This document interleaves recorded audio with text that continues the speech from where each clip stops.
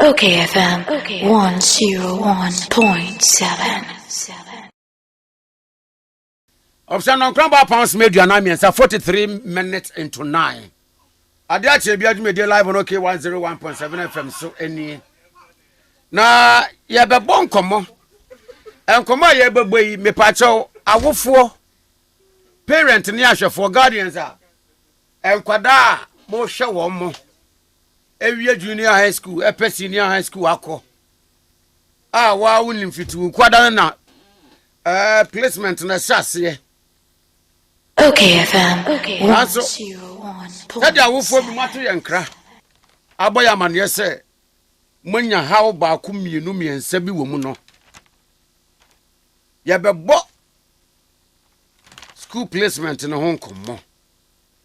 The sentiment sra awofo yina se titru ne mu a mo meko senior high school ni say mo mmai mo fidie because ya pese yetemonka mo ko ye amane ne sai de be na mo hwehwe free mpanifo se o monye pacho nkomo we sei ehia ye ina ba titru eye awofo a mo ma eko senior high school ba ku mienu miensa binti ha bia ba ebi se ya ko ye no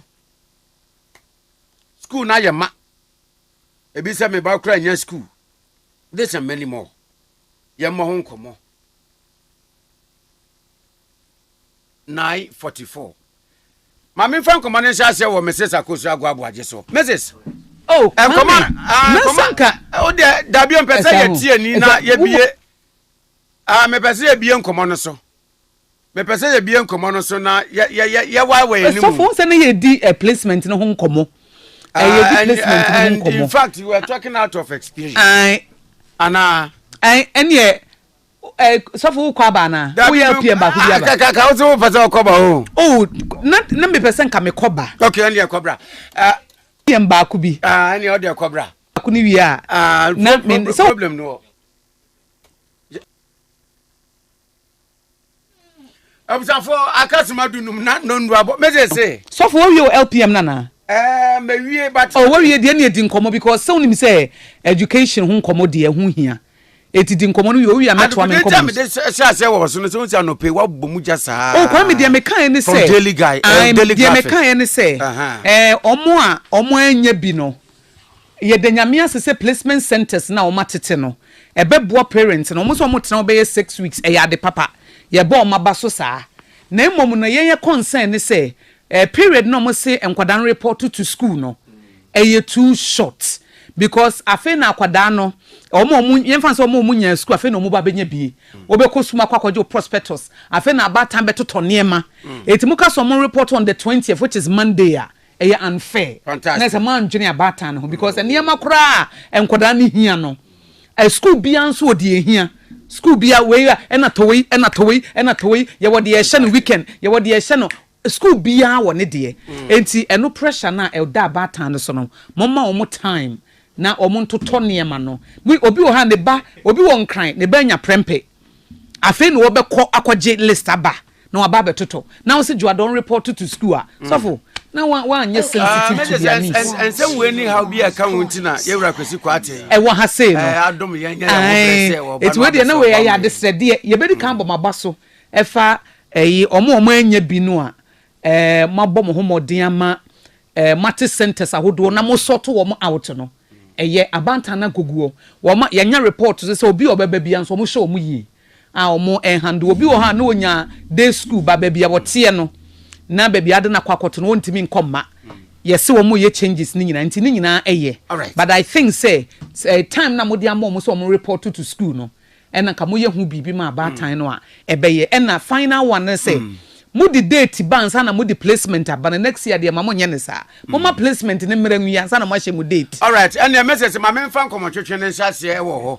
yewura Kwasi Kwarteng ye PRO e de ma Ministry of Education yewura ma chenye mo akwa abanso minua mejo so kese papa na machia wi ma mincha minua ba no so ankase jama se mo kai ntina na me betwe manso me ne betwe manso timidi ka achia no me free ne ma chia atiefo ene internet ntino ba menchi ahwefo nso enchi akese ko mo bia wonderful wedam do be free baby akoso asase di free je seye no ekoba ne sei ana sei nti consideration be na ya date ni banza na placement ya be menwa me da se sebi senka ye yi wasutre se bia ochena ukuna na se oyere free amano ne bade senka eyakonya kora ma o ma usiesi wachi na chiu die mo kwa se akusia ofa di se bia entesa we so be ma ne tie be ma kwatra bo 3 years afa be ma fra bo chi ba o ha no ebi wa be surprise ama ode na so be ma ne timi wa so tie se akua ana adwoa meba nyame pa na otwumi nu edi anima e ma onya brebebre de ebobo ahoye. I'm sure say ni nyina ka ho bi na we gave a prior notice on the opening date. Said the bear it will put parents in a preparation mood. Preparation mood ni say bi unkotwa taku na asempa o school. Na so de ya bu ha wo ye dwumani obese obo so kwan say wadaroma eda say me pese me de me bae dey eco school. Obu ho a bia onu aso ye na dwuma e wo so ye nhihye bi a na odi na chi ye dey eja nti ye de na ye kura ejidie ni say wo proud idea or proud notice about when the placement is going to release and no kwa na boa ma ye dey wo hyehye wo no ma toto no ma ye dey eyi enkanya boni o kanya boni na nso so aya na some unforeseen challenges and inconveniences bit say dia fitwezi ya shase yi a besin na obi enya school yi okay panwa eduada onko school no obe any day se unya be ma mza asem no na ye afami nu afa ba ko ne ye kan ye no na de to aso ya asem da na ye se ka me de ka ho pa sa na wo bam ne ye se wo hwe owura Dr. Eric Cancer the press conference statement no really already na o ga se bi o say school no the scheduled opening near 20th. But between 20th to 27th, a registration and possible orientation. Inti enshe anyone say 20th will be an school debi. Obetimako 20th, ako any registration and orientation. Obetimako 21st, Obetimako 22nd, Obetimako 23rd, Obetimako 24th. Now so 27th for no day. That's I say munina abdomanabo crank. As much as you are now been transcendent afi ocheche ni nyade enchire wade na we dey make twemo ye kwoko no good ma so na ebu ha wo after be 3 bu kwa da be 2 weeks as na amaka so afi no bi so the trouble so afi the background was solve the problems I dey ewie. So far as the resolution centers are open there at every point bia no akonya wo ho emma because people may have genuine challenges kwenya ohoma ye solve nyina asato na ebe solve nyina no sabi wo placement anasa wo slot no obia ni ho a waja dey efiri nsem obetima dey akwa school. So yes the agreed offering say date also on mo di bi ekwa school no is 20th. But the 20th no nya say mako school 20th say e start academic activities between 20th to 27th is for registration and possible orientation. We feel say within that space in there na obi ayede assettle especially bra edi kan bo mo notice na me gaze minwa batwe sabi ni gugu di 3 months kura America na obo na mani akopo eno sa no uze wakopa adwene kakra wakopeku obi kakra so prekese kakra uze chama ba na wa wona wi kwasi da fufu uze yes na wase kwasi da fufu meta wo papa what you so onu awoni akukọ nkwa ye de carrot aye what enti se wa mo kokko nu ntem afi na akwese wo compare dokoro na wache enama ye de aka ho wa hia be fa ha na dokoro ama enti ni nyina ye kwan just to prepare our for both psychologically and physically in anticipation of the placement so the beya enkoye adefufuro bi anya de ema wo yo ye no owura Kwasi Kwarteng kasama for the my education ministry ena ekasa enano pay na owai do beboa ma se wo ye wofo a wo do obeko senior high school na wo ohaw ne problem bi anu a ye nya ne nu agubre ye bra me bisa kakra se afi ye tietia wofo na bi na so mo na simu na so a placement fa ewra how we amane we ba ko mi nsa ba afi de no mo hyase no on the ground problems been na wo for wa and our student wa APP titu wa sentence ni na me nwa me da say ma me mfan free sabi placement ni na so nyina wo hwa enwa no wa give for nche kwa no mu release BC results at na by 25th of January and on mu release here nti wo hwa CSSP secretariat so ma ya de pa o say unya results 25th of January na ultimate placement results eba and set up resolution centers everything involved. More from Montreal so here no was about 547,329 registered candidates. Wow. Na so here no be register no be an kwatro. Owo otimi kwatro for so abre ondro bi. Na ho bo ane na ho siesie no bi ana enso pi.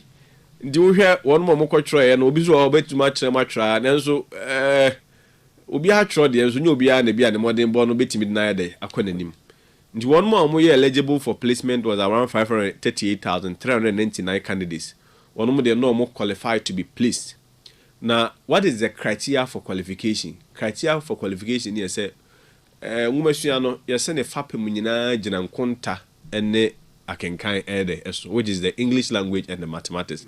The abribia no foundation enya papa, na eso no yede ebre. Ndi ehunu se wutimi pass English and mathematics ya mu akwanya se ko the secondary school na yede ekoto aso. Nanzo obi okura wa nya English but wutimi nya mathematics. Ye man opportunity to justify himself subsequently okwa na nim no nche no se place no. Nanzo wo feel ni mienu dia ya na ebeka che so kwa nu ya na akwa wa angasa.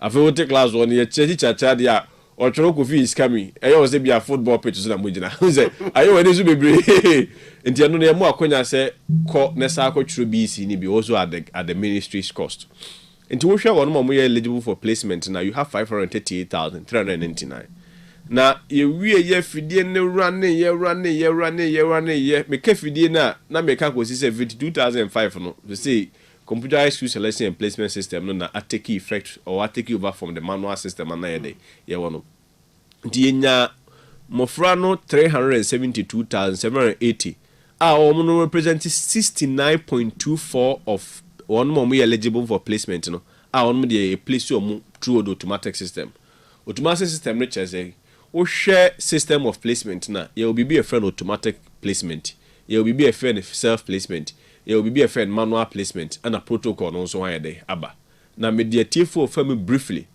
ye can automatic placement na automatic placement ni ye kwan ye fidie na based on data ni input we dey am na no place mofra based on school on mo ye dey select ye we nya kwanya within the automatic placement na system ni impose choice bi a on abofra kro because obu o fa school we say dey be obebe no so a obu o fa school we say dey be obey dey no wetima sa aboa ne maame ne papa. There are varied reasons in Jennifer First School. So you don't impose a choice on Akrakro. You're more acquainted to do what we call the self-placement. The way one match any of your say choices are, then you come to the self-placement. And also actually you'll be a friend manual placement. School be the Zebia St. James Seminary, for instance. One mono abribia and they blend the seminarians with ordinary and Ghanaians and Gasa on apply to such school. No. Seminarians are more to your farm. Through on my own interview regime, no questionnaire near the Omaseti Amankwaro. In the Anosano, seminarians, they will bring the data and manually we input it. Okay. So, after there will be a school for the deaf and blind. And also, no, your clients from Conso and Faso, your placement, and also we pick the data and then we input it from the schools. Now, the Ebeka 172 Casapia has to do with automatic placement. Right. Automatic placement, before you be placing Mofrano. The only kind is will make 6 choices of their schools. Now 6 choices no wakonya so for category A baako, category B mienu, category C sukra de wetimi fa enum. Na e very busy category D and your compulsory day school. And now say compulsory day school no fall within your catchment area. Say the be here I want also dey udware ya akwa no ide waba and now special boarding schools and also ewo ho. Now category A schools na category A schools is school any penny je hu bebre. And on their friend be a the overly subscribed schools. And no there to be a presec lego no more Wesley girls and no more Pemper College no more Poku are no more any penny jihum bebre. Afei ufri category A school na eno a onye wakonya so be fa back. Then you come to what we call the category B schools. Category B schools no so nipa pepa. Now so here the design now they compare to category A school na. E no ahode na dey soro in terms of interest and kofo dey ewo. Na bi na to aso. Sa pepe so na ba C school so no so dey ewo no. Now offer school no. So offer school no based on say be offer school chrono. I feel be input to program of choice. Ozi bi am pese me general science. I feel which be about pese be a general arts. Ni nyina ewo ho. In terms of residential status, we determine into obi timi kas ono the residential status of per day, obi so per day boarding. Na so do na fa kese na fa boarding school. Na the automatic placement ni eyeni. Ehon na me pese awofo ni etiefo ye de etieni. Automatic placement no is merit based. But this is what happened a bit matete say as me see na obentie de enya school we anya de enya. For the say presec legon. Won kwara mako 1000 no mo apply. One more apply o munya general mo apply general science. Presec legon declared vacancies e wo 200. Nkwara 1000 yemu mako be 600 o mu jomu hudi o betimo nya grade 6. Hey, akwenya so go 200. Edi boy kwa ba so de so for 200 na 400 na de efrim. Efidie ni bedi kan hwe mo raw score. Sesi ni nyina anya pe. Sesi bia anya pe. E wo sesi de na so sesi no bi de 490 ni nya 6. Obi de 470 ni nya 6. Obi de 420 ni nya 6. Edi wa na fidi na sase de eyi on mu ede emu. Efidie ni fru otimi ko hwe the residential status. Ebu o ha na side declared vacancies 200 emu be 80 a day. They no kwa apply 40 into by default as people be either a call because they no there still vacancies. Just because of our day ntino onya kwanya de ewura school no. Presec lego ho na no ma me bi so ne banya 6 we nya presec lego wo hu sakra bi nya 18. Question bi wo se obuzanza akra akro no de no no wura bi no no fa visual as. Visual as ne bi na one more apply and then no so and say competition so in terms of their grade and their raw score no, was not that very high. And you can get to be on no 18 or presec lego but no be anya 6 no anya de wenya. Sa no many na de team. And unti afra say there was some case bi obi said that for there was me ba no mako me ba ni free kumasi mako man presec no mama the day no be that ko. Na say for placement for near the eba or the ba no afa day. No for day they said they be bit my day a school afro you are no abetwe man so. Wow. What I say intini na your kwa afidie no based on your residential status, based on your program of choice and wo raw score and your grade no grade no the afidie no be the ebetititi mu afidie na tima hwemu ayi 200 ye de awie for science no afidie no be ma mo amanya no it will bring you to your second choice. Now so guys say abrebia our second choice of our national no you be first choice. So and the no be first choice no be ba na nipa ko so anya kwanya ye de ewo mu dada na ye ma afi oba na oba na third choice. The choices of your Kono Good Man's Miami School. Kono Good Man's also yeah, Asante Achim, the friend Asante Achim University. The Edika for the first.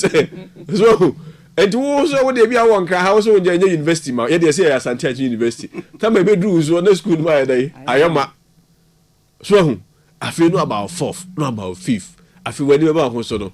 Look, grade papa, strong but when school no be any day. Uncle. Now, no, Abasa ain't me impose choice on you. What we do is to give you an opportunity to go and do self-placement. Self-placement, so kwa boy index number, uko portal, no so ube insert to index number, or region or free program near the na available school of choices or higher the amount. Then you make your choice. So, if you self-placement, then so no about manual placement. Yamidi kanka wasem say those students with special needs in yadi. Yawo ba ku biso ha na no ho ba asem ye kese wa ha anu so ne protocol no so ye de ye no na protocol no minya sebi fa na sebi a presec legon press before no start your school Wesley Girls Methodist for na start your school one more school no ho bra over 100 years one more all students na to ba asem school e bi e si dan ne ho school hia mo a e boa e boko bia bi ko ma Asante Achim dom ya bra wore mai e bia kru kra de asase ne ye de e ma school uko kwalensa papa ono na sa se che school no ka che se ya bi school placement no fa se divioma ne gobi na krom ha ye ko chane de e be de pa o so hu se kuma se ne bia opem so e de na sa se ama se ye fancy school now help a pandemic catch so way school now do assassin my say face no unana ba ko bi o ha ye de ma ne nkobio because say school placement computer school selection. No, it doesn't work that way. Policy 9 I factor the cultural values of the people so I aka ho nti ye de 10% of all declared vacancies so ye de ewo ho. Now 10% of all declared vacancies na go into protocol no, e move 5% goes into the schools. So and no schools na nkasa na town because schools more students more head teachers more headmasters more teacher for who teacher ni awasum school bia 10 years pa na ba nya bia nkwa na edion. So nti eno nso akwanya ho schools no so fast so ye dey almost 5% of these declared vacancies. The remaining 5% no so is also for the general public. And also Oba Ghana Education Service, TV Service, Ministry of Education. E ho no so say the omo be resolution centers ya no. E ho no mo dey dey solve some problems no.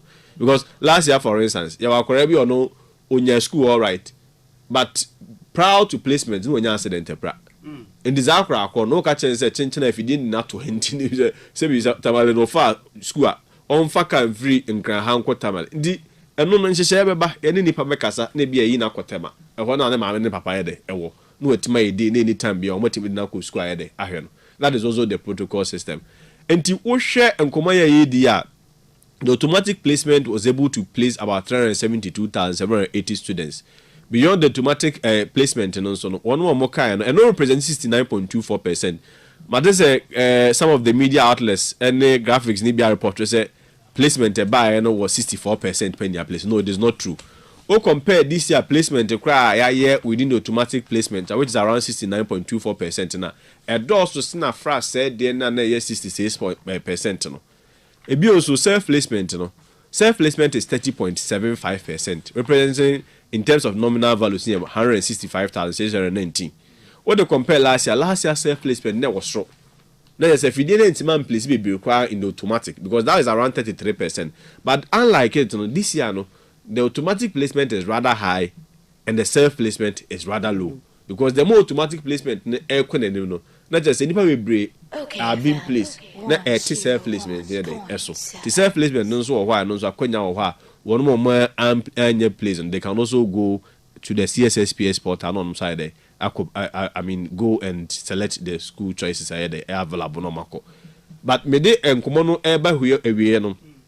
Ye wo resolution centers. Resolution centers so here dey e wo ho. Na eno no ne say call all the 16 regional offices teacher not offices any power one mu 80 for if there is any challenge, if there is any concern our officials are there one mu 80 resolve amount. Be 2 years back in any one mu na be no be afaka free e be aboko no sports stadium Independence Square and then some common na no that's why they at and answer a free your call center line so if you can't walk into any of our resolution centers offer they will give you a ticket, resolve your issues for you. At that time, no matter say your problem has been resolved. Nti sana nsese no afi de ne de etie.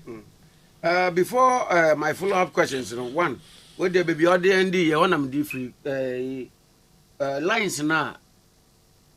But there are two just from friend, from producer now. I will for be say one more fra and. It doesn't go through. I don't know. Enra I'm say they had technical hitches, but one more the number who far to draw. No some more kwenya 030 825 8001 030 825 8001. And also a new number and also elha ofra obenya. So far as I'm concerned that number is active. And opemra na review of the papers no. Akosia kan assembly or daily graphic no. Akona about omo co placement na self placement no. Ombekwa no pa na emuye. But general numero no. Omo chemu say Wednesday no. I buy no. Ebi a won check na self placement ebi as Ashanti region schools bebre. By dre numero within the shortest period of time no. Unko ne bi a Greater Accra school ba akukura ni ho Ashanti na school ba akukura ni ho tina yom ase na bata ni chusu omu chusu na me hu ni se bi emu ye ma but ase afedia unko no area kra wo tie kra bi wo ha wonim school bi no afa yesi school na yema etine no so asa bata ni show concern kakra se ade a me bieye edoso me se me kodwene ho aba me kodwene ho mra no na school na me ka se me pe no me mra na ekofoforo so na ekọ na eno no mo nte ase papa no correct so self placement no what it essentially means is that we are not imposing a choice on you. Okay. You want to make a choice out there. Now, choice, you can change it at every point in time until you enroll. Enrollment is just what school or prospect or say school no. I feel I register person here day oba. Enti I for na the mechanism of monko so check it because obu ha afa. Ade echi a school a okọ ya na opa a wo si ni ho no. Nipa na dwan asa asesa. Akofo school foforo a okọ enroll. As soon as obey enroll say school no dio na odi kan fire no ompe no akwanya be de abeda ho. Nti say binya ba akofo na epe. The challenge that we have, the challenge is not an absence of school. No. The challenge has to do with the choicing system. Wono. Ohwe abribia de bia meka sa same we say. Abribia ohwe declared vacancies ayewo. What the declared vacancies ne etoto sebi mofra yesi omo eligible for placement. There is even a friend is akwanya allowance bebre o ho a kenipa betima yede a place him. Mama mau scenario bi. Total vacancy declared this year was 557,679. And not just say, Uko school BM or see bit mafa, be a nipa 100, the bit mapa for nipa 200. Okay, can in Aboma over all the 911 schools, no, you were 557,679. Now, you are more eligible for placement. Or more eligible for placement here 538,399. And to Mupa crowd, yeah. Kasi ye fele nkwara wo school bia mu a nke bia ka space is bare 40,000 kwa be de ebeda ho be school ina no bi pa eji obenya obi a presec ponechi ne nkwara gina nkwara be 1,000 bom bia be ko were man na kwanya da ho na headmaster say akwanya da ho nkwara mo ma mo ye de mo mra I think it also has to do with the orientation is here hwe ne kan wa maybe ko no good mase say me bra bon kechi kakra ye fro ye dey eba but obi so ho ye dey say kwan bia so ko presec ya na ge hi bi no won mo ka say e pe classmate papa mayema awofo mo friend is no mo ka kire we kire o mo say e pe classmate papa mayema but classmate papa na wo he so I get the consensus of parents and the desire say be school or no let me agina hobby Wesley gets about 180 years ni adeno. Obviously, what you remind and then your pet. Now, so Nina has to do with how the schools are operationalized. And they know, my member school be the system school or bosom, and they overly subscribed because the operationalization was proper. And from the start, Nipenya GDA day, it was school him. Tiabasa Nipa Kwa na day, echo. Abumusunu money at the starting now, you can see the effort to come now for Nankasa Kuhua. At the partner said being penfoze day, a ton. Now, before no, the operationalization of new schools had problem. Only few ones na yet religiously dominated and I said now religious organizations they hold no more values no more culture ni adon na teach school near the but he say no and then uka school be Tepa has now been doing so excellent what's in him me amiko mo were man wo hwem kra no results ni ade a asante atem do me abra wo hwem kra no results ni ade a is excellent and can maybe Keta is a very good school. But if you are now more beauty, be a Bruegels and a holy child, Nikita, cover for Bruegels. But then them crab a brave cookita. None of national science and math schools, gay ya Francis Calaminia Zeo or Harvard Medical School. So I'm called Gay. So I know Uncle Bruegels and Uncle Holy Child. Ofrikita, but did very strong. Went in there, school bonny behind a day, anyhow. Now so Sabi, and certain Nadia, Oko Babia and Yape. Oko university system, every country have a premier university. Over Ghana, people may argue on Lagos. Oh, it's the best school. But the business school is all crowd here more fun more than bar. Assassin Munia Domo Yard pow. Wash academic city near Domo Yard pow. But the school being in Rebecca won't associate herself with Bia University of Ghana. Oko Nigeria, people may be talking about Bia University of Ibadan. So Oko be America, people may be talking about private institutions like Harvard. Sad based on the culture of the people. Oh, baby, but yet they say my for your man was with says school way so ye. Maybe this school be that man for girls.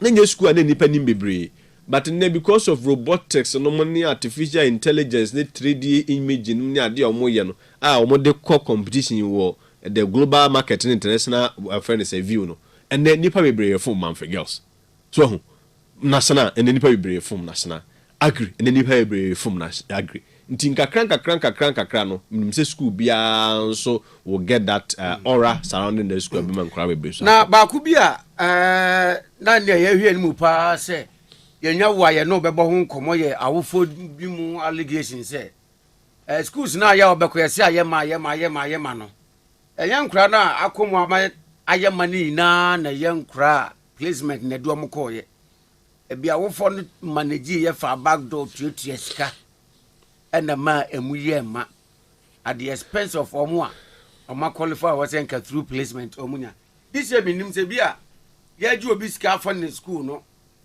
bia betoto mo nimu a unya me da se kroma sikatwia ho asem de me de na be bia me di free bani. And let me issue a disclaimer say it is not in any way justifying obi otwesika. First of all, the kokoboma wo bia zo otwesika. Nanso ade bia wo ni pansa wo bia no broni fe human interface. There is a possibility of abuse, especially by unscrupulous individuals. So, and me no ka say me no kaya tell said there is also a protocol system. Protocol system me tell say schools no control 5% and the remaining 5% is controlled by GS native service. And no year for the general public. Sisi Eco Resolution Center. Some crab be braba ha one more use Ministry of Education protocol to resolve their issues. So mewa. Abibia ye hu adwuma. Oba ho na ado oba bae. And na be resolve the issue. First of all, akra no say your oba senya oba. Efidie bia nu ha metimi de hu.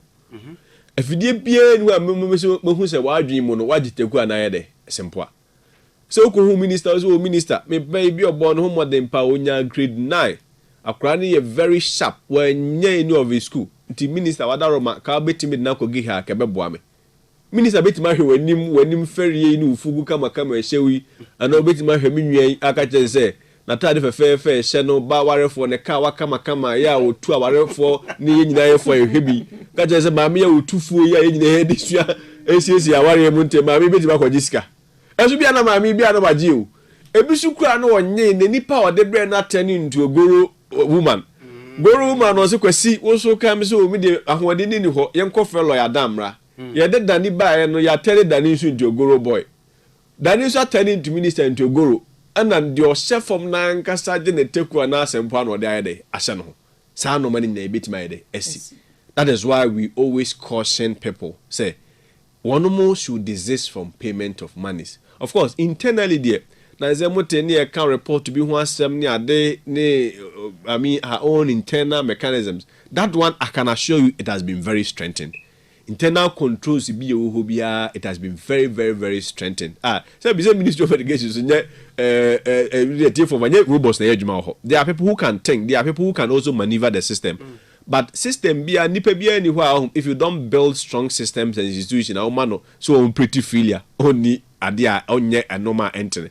So be now no port was man near port reporting. When they introduce paperless system, I'm not saying it be a solve problem bia ohobia, but gradually no obviously there is significant evidence that say tax revenues no more generating no ekosro, which means that before that so they fair the day and some the ministry is strengthening a system say hono so no is making it almost impossible and very difficult that when you obikwa ministry wo interact so person system me people I've had a lot of calls and concerns and people making requests and other things, but me ankasa me mini access ukọ hunzo ntimi but obi ko resolution center wa onu kra one in term dance me mede me kra me ko no because they are dealing with the formal process. These are all part of the internal mechanisms I dey now so say bi akwaya say bribe twa no akwaya say nipa bi no atans ya ahye dem ayense money to say ye labor ye rent laws ni ade rent laws say me anye rent more than 6 months so asu kro ma me no mi oni say nyina hu say hwe ni edifo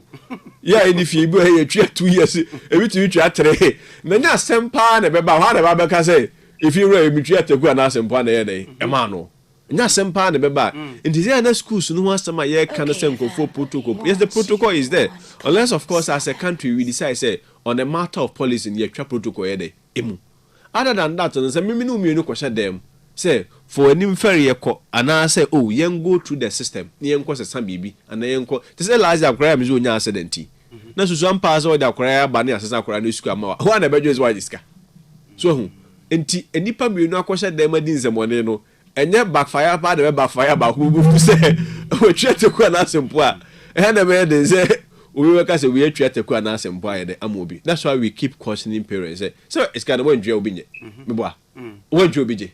Aha na bua na sebi owofo de owofo akura no se chinchi age he no obeko no da ho no osu osimi nidi yes abai wa santi atim na wo ni right say usu che so ka say wo nidi obem de kwanti mi nka okai bebo so but ene no mo fra all right say wo anyi school timi su oh mi nka mi de mi nchire ba bi yes bi nya 19 ni ade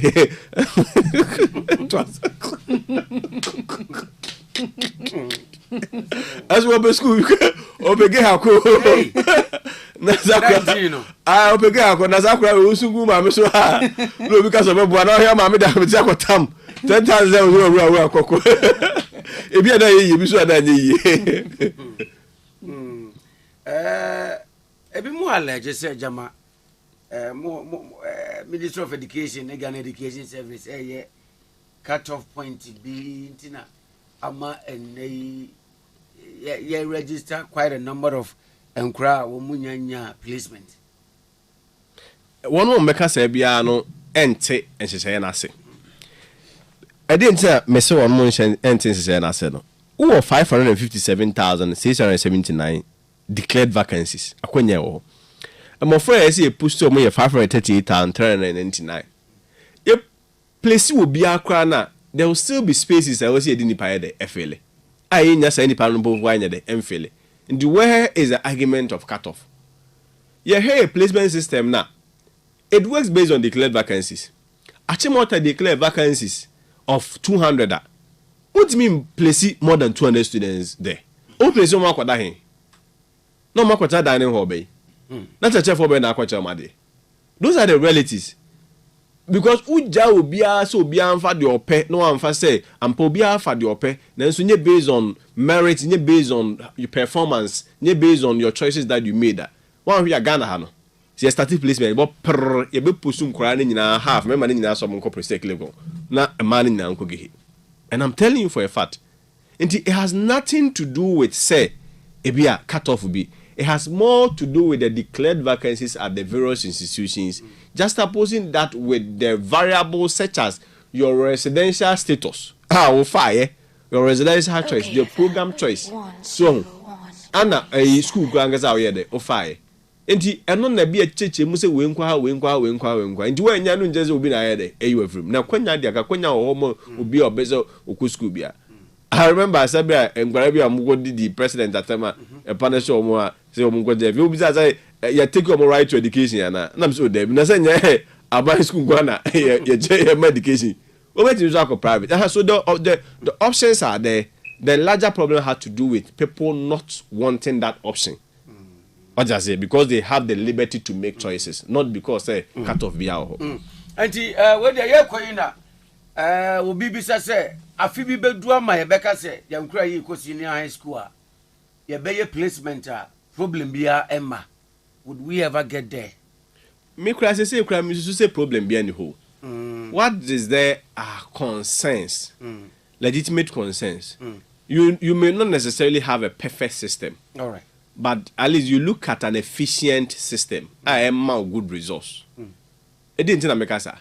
And can any be a friend test for confirmation. In Dibo Hello Boha or Bema, they had not to buy school. Okay, Papa be Mofidi Subaqua, PC and Obeka, your computer, or your computer, and the banner place. Was that never about to know your computer? I don't go for just a computer in any pound, Tiana, when you have a tracker. So, and they, Papa actually, Miss Otias, Miss Otias, will be another facility for school. But problem behind the day, and Massa. And can you had people converging at a independent square? Today, you are not having such a problem. Today, just by virtue of a call or on the internet, you are able to effect changes and correct your issues ahead. And can any be a friend test for confirmation? Ngawasa will say choices in the area, no.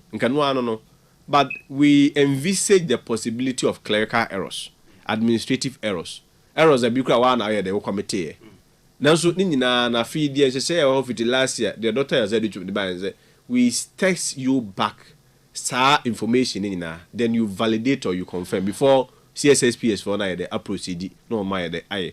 So gradually you have significant changes within the system and the improvement here the ever when there is any challenge within the system I said the NSA be cheche matcha for a be cheche matcha public then we give solutions and indeed demonstrate that we've resolved them. For me that is the major concern.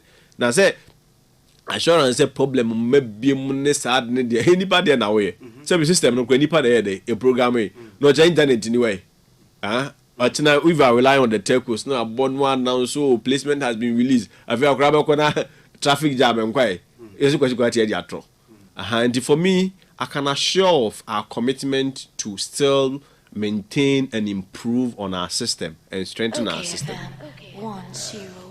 Would you also want to advise to parents or guardians name crisis and when it gets to time I will move to schools now or more mindful of and some way what the beginning and say fine you may get beer 6 ones and a but beer now unya you know obinya on a better platform to would then in area on any copy school ma obenye jaunti we did say want to attack a bebuama ye nru baby say Minya me da say o say abrebia no now to say nipa complain say they are not satisfied with the system and not just go for satisfied do I say nipa be 1,000 people pejuma na buy bia momodia place mako 500 na place omo ye adwuma bo so bia so mo ka twia banjo me yedi the remaining 500 no munya adwuma no beka to say oh adwuma ni oman